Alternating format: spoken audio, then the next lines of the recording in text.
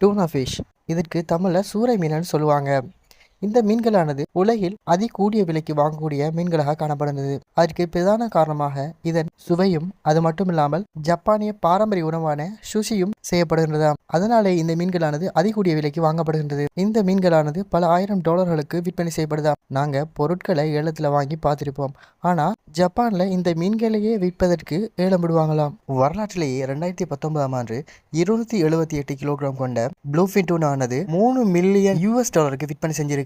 இது இந்திய நாணய கணக்குப்படி 24 கோடியாகவும் இலங்கை நாணய கணக்குப்படி 98 கோடியாகவும் காணப்படுது. அது மட்டும் இல்லாம அந்த மீனானது கடல்ல நீந்திக்கிட்டே தூங்குமாம். அது நீந்திரத்தை நிறுத்தினாலோ அல்லது தண்ணீருக்கு மேல கொண்டு வந்தாலோ அது தன் உயிரை விற்றுமாம். அதற்கு முக்கியமான காரணமாக அதன் வித்தியாசமான சுவாச தொகுதி காணப்படுது.